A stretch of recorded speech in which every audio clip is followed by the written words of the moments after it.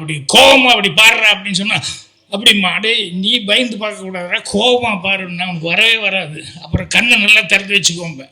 அப்புறம் கண்ணை நல்லா திறந்து வச்சுட்டான்னு சொன்னால் கேமரா மாட்டு சொல்லி கேமரா கொஞ்சம் அப் வச்சுக்கோ அப்படின்ட்டு அப்படி கண்ணை திறந்து அப்படியே கோபமாக எந்திரி அப்படிம்பேன். அவன் டான் எந்திரிப்பான். எப்படி மியூசிக் டேரக்டர் இருக்காங்க அஸ்வின் எல்லாம் டம் அப்படி நாங்கள் மியூசிக் எல்லாம் போட்டு கேட்டு அப்படி இப்படி திரும்ப அப்படி திரும்ப அப்படி திரும்பன்னு சுருக்கமாக 2 வார்த்தைன்னு யாருக்காவது நீ சொல்லுவேன்னு பார்த்தேன். ஒருத்தருக்குமே சொல்லலை. ஆமாம், மனசு விட்டு பேசுகிறேன்னா லைட் ஆஃப் பண்ண ஆரம்பிப்பாங்கம்மா. அந்த நேரத்துக்கு என்ன வந்து கூப்பிடல,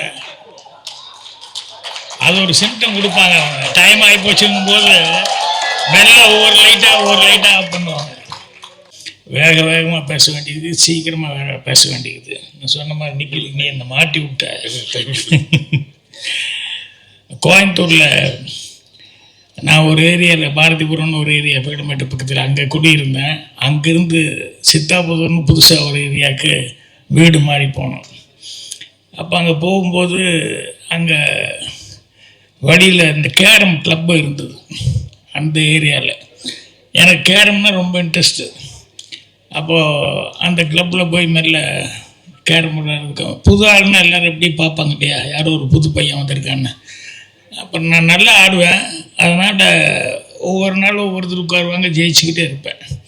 உடனே அவங்க எல்லாருமே இந்த நேரத்தில் நம்ம ஆள் இல்லாமல் போயிட்டாரு, நம்ம ஆள் இருந்தால் நல்லா இருந்திருக்குமே. ஏன்னா அவங்களுக்கு அந்த ஏரியாவுக்குள்ளே புதுசாக ஒருத்தர் வந்து டெய்லி ஜெயிச்சுட்டு இருந்தா இந்த ஏரியா ஒரு பாசம் இருக்க முடியா. அப்புறம் ஒவ்வொரு நாள் சொல்லும்போது இன்னைக்குன்னு பார்த்து நம்ம ஆள் இல்லாமல் போயிட்டாரு அப்படின்னு சொல்லு. எனக்கு அந்த ஆள் யாரியா அவர் கூட ஆடணுன்னா பாக்கி எல்லாத்தோடையும் ஆடியாச்சு. இப்போ அந்த ஆள் மட்டும் பேலன்ஸு. அப்புறம் ஒரு நாளே ஃபிக்ஸ் பண்ணிட்டாங்க.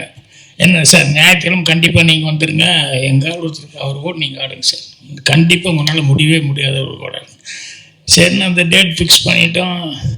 அப்புறம் வந்தோடனே அப்புறம் அவரை பார்த்தோம், இன்ட்ரடியூஸ் பண்ணி விட்டாங்க.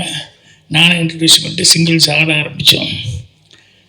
நான் ஆட ஆரம்பிக்கும்போது முதல்ல அவர் எப்படி ஆடுவார் தெரிஞ்சுக்கிறதுக்காக ட்ரையலில் வந்து ரொம்ப ஸ்லோவாக அப்படி லேசாக அப்படி டச் பண்ணிக்கிட்டு அப்போ அவருடைய ஆட்டத்தை அப்சர்வ் பண்ணிட்டு இருந்தேன். ஸ்ட்ரெயிட் காயினெல்லாம் நல்லா போட்டார், கட் பண்ணி ஸ்ட்ரெயிட் காயின் போடுறது அதெல்லாம் நல்லா போட்டார். வேறு டபுள் ஐடியாக்கெல்லாம் போகல. அப்புறம் ஒரு ட்ரையல் முடிஞ்சது. அதுக்கப்புறம் 2வது ட்ரையல் அவங்க உடனே அவர் ஆட அவங்களுக்கு எல்லாத்துக்கும் அங்கே இருக்கிற எல்லோரும், ஏன்னா நான் ஒருத்தன் சிங்கிள் சோலோ, ஏன் ஏரியா இல்லையா அவங்க ஏரியா, எல்லோரும் சபாஸ் அப்படின்னு சொல்லி கை தட்டிகிட்டு இருக்காங்க, உற்சாகப்படுத்திகிட்டு இருக்காங்க. அப்புறம் டாஸ் போட்டு பொண்ணை ஆட ஆரம்பித்தோம். இப்போ நான் எடுத்தோடனே அவரை சிங்கிள் காய் போடுற ஆள் டபுள் ஐடியாக்கெல்லாம் போகல அப்படின்னு ஒன்றுமே எடுத்தோடனே ஸ்ட்ரெயிட் காயின் போடாமல் நான் வந்து டபுள் பாயிண்ட் கெயின் பண்ணி அடித்தேன். அது விழுந்தோடனே அவருக்கு லேசாக அப்படி இப்படி என்னை பார்க்க ஆரம்பித்தார். அதுக்கப்புறம் நான் ஆடினது பூராமல் டிஃபென்ஸ் போட்டு நான் ஆட ஆரம்பித்தேன். அப்புறம் போர்டு எடுத்துக்கிட்டே இருந்தோம். இப்போ இந்த கூட்டத்தில் என்னென்னா அவர் மிஸ் பண்ணும்போது எல்லாருக்குமே ஒரு மாதிரி ஃபீலிங் ஆகி ஏதோ அவங்க எல்லாருமே தான மாதிரி ஒரு மாதிரி ஃபங்க் ஆகி ரெடி பார்த்து அப்படி இப்படிங்கிற மாதிரி சொல்லிவிட்டு அவர் ஒன்று பண்ணால் பிரமாதமான கைதட்டல், எனக்கு கைதட்டல் இல்லை. அப்புறம் இப்படி போயிட்டே இருந்தது. அப்படியே பாயிண்ட் எடுத்துகிட்டே இருந்தோம். அப்புறம் நான் கொஞ்சம் யோசித்தேன், இத்தனை பேர் அவர் ஹீரோவாக நினச்சி இன்னைக்கு கண்டிப்பாக அவர் ஜெயிக்கணுன்ட்டு இவ்வளோ பேர் உட்காந்துருக்கிற நேரத்தில் இப்போ நான் எங்கேயோ இருந்து வந்தவன் இன்றைக்கி ஒரு நாள் நான் ஜெயிச்சேன்னா இருப்பது, ஒரு நாள் தோற்றதுனால என்ன ப்ரெஸ்டீஜாக இருப்பது அப்படின்னு சொல்லிட்டு அப்படியே ஸ்லோ டவுன் பண்ணிட்டேன். அப்படியே ஆடி அப்படியே 2 பேரும் ஈக்குவல் வர்ற மாதிரி பண்ணி கடைசியில் அவர் ஜெயித்தார். உடனே அவங்க எல்லோரும் பயங்கர கிளாப்ஸ் அடிச்சு விசில் அவங்க எல்லாம் கை தட்டி இது பண்ணாங்க. அப்புறம் காஃபி சாப்பிட்லான்ட்டு போனோம். அப்புறம் உட்காந்தோம். ஒன்று நான் சும்மா சாதாரணமாக சொன்னேன், நல்லா ஆடினீங்க சார், இல்லை ரொம்ப தேங்க்ஸ், நீங்கள் வேணும்னு எனக்கு விட்டு கொடுத்தீங்க எனக்கு தெரியும். இல்லை அப்படி இல்லை எனக்கு தெரியும், நீங்கள் ஃபஸ்ட்டு ஸ்டார்டிங் இப்படி ஆடினீங்க அப்புறம் அப்படி என்ன பண்ணீங்கன்னு தெரியும். இல்லை அப்படி இல்லைன்னா இல்லை எனக்கு புரிஞ்சிருச்சு அப்படி இப்படின்னு.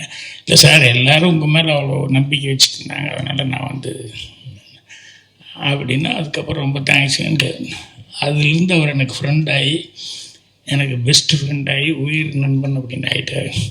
அதுக்கப்புறம் நான் சினிமாவுக்கு புறப்பட்டு வந்தேன். அவர் வந்து வெறும் 1000 ரூபா சம்பளத்துக்கு மில்லு வேலைக்கு போயிட்டு இருந்தாப்புல. நீ வாடா, இங்கே என்ன பண்ணுற நீ அங்கே வா, இது என்ன ஒரு 10 வருஷம் வேலை பார்த்து ரிட்டையர் ஆனால் கூட 1,00,000 ரூபா கிடைக்க போகுது, அவ்வளோதானே.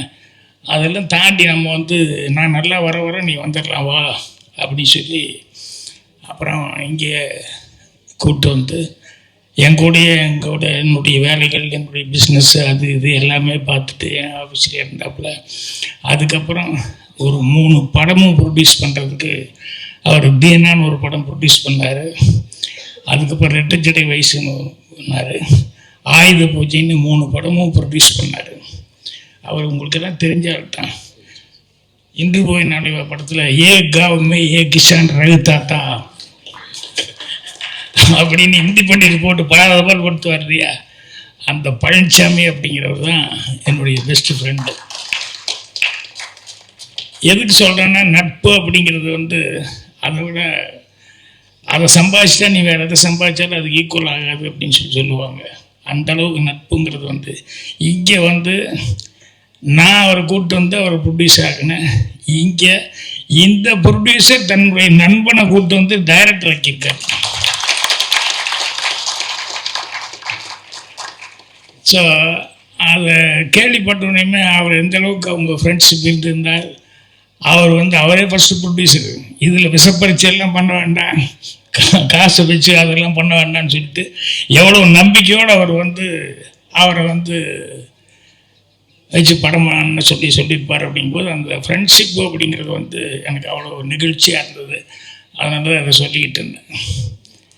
ஸோ அந்த அளவுக்கு அது வந்து இன்னும் இந்த படத்தில் அசோசியேட்டாக வேலை பார்த்துருக்கு பாலு, ஐயர் பாலுன்னு நான் சொல்லுவேன். ஏன்னா பாக்யாவில் ரொம்ப பக்கபலமாக இருந்தது. பாக்யா ஆரம்பித்த நேரத்தில் இந்த பாலு இங்கிலீஷ்லேருந்து நிறைய வந்து நல்ல நல்ல கண்டென்ட் எல்லாம் இருந்ததுனால அதை வந்து டிரான்ஸ்லேட் பண்ணணும் அப்படின்னு சொல்லும்போது நம்ம பாலு தான் வந்து அதை டிரான்ஸ்லேட் பண்ணி கொடுத்து,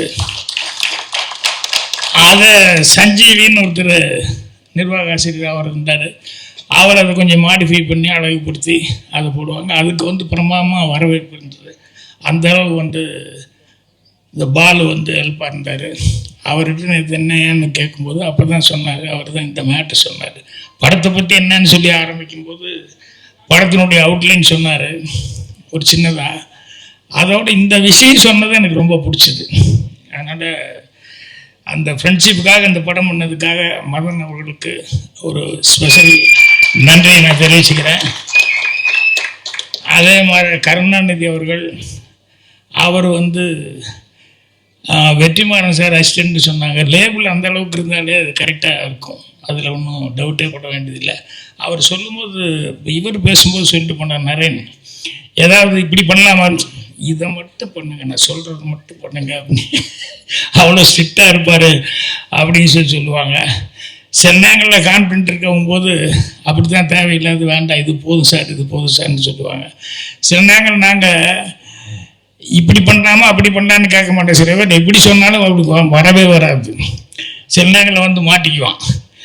அது எங்கள் டைரக்டரு கூட அசிஸ்டண்ட்டாக இருக்கும்போதே பார்த்துருக்கேன். நம்மக்கிட்டே அதே மாதிரி நடிக்கணும்னு ஆர்வத்தில் வந்து கேட்டுருவான். வந்து எங்கே ஒரு இடத்துல அப்படி கோபமாக அப்படி பாடுறா அப்படின்னு சொன்னால், அப்படிம்மா அடே நீ பயந்து பார்க்கக்கூடாதா, கோபமாக பாருன்னா அவனுக்கு வரவே வராது. அப்புறம் கண்ணை நல்லா திறந்து வச்சுக்கோங்க. அப்புறம் கண்ணை நல்லா திறந்து வச்சுட்டான்னு சொன்னால் கேமரா மாட்டி சொல்லி கேமரா கொஞ்சம் அப் வச்சுக்கோ அப்படின்ட்டு அப்படி கண்ணை திறந்து அப்படியே கோபமாக எந்திரி எப்படிங்க அவன் டான் எந்திரிப்பான். எப்படி மியூசிக் டேரக்டர் இருக்காங்க அஸ்வின் எல்லாம் டம் அப்படி நாங்கள் மியூசிக் எல்லாம் போட்டு கேட்டு அப்படி இப்படி திரும்ப அப்படி திரும்ப அப்படி திரும்பன்னு டக்குன்னு எடிட்டுக்கெல்லாம் சேர்ந்து கட் பண்ணி பார்த்தா படத்தில் பிரமாதமாக நடிச்ச மாதிரி இருக்கும். ஏதாவது ஒன்று பண்ணிடுவோம். அதுக்காக படத்துக்கு இப்போ ஏதாவது இப்படி ஷாட் வந்தால் அவனா நடிக்க தெரியாதுன்னு நினைக்க வேண்டாம். டெக்னிக்கும் ஒன்று இருக்குது. அந்த டெக்னிக்கில் வந்து சில நேரங்களில் வந்து இப்படி நடிக்க தெரியாமல் வந்து மாட்டும்போது யூஸ் பண்ணுவோம். ஆனால் அந்த கருணாநிதி வந்து அவ்வளோ கான்ஃபிடென்ட் இருந்தால் தான் அப்படி சொல்ல முடியும். ஒரு ஆர்டிஸ்ட்டு வந்து இல்லை சார் எனக்கு இது போகுது இப்படி வேணும்னு சொல்லிட்டு. ஸோ அது வெற்றிமாறன்கிட்ட தான் இருந்து வந்ததுனால அவ்வளோ கான்ஃபிடென்ட்டாக இருக்கார். அவருக்கு என்னுடைய பாராட்டு தெரிவிச்சுக்கிறேன்.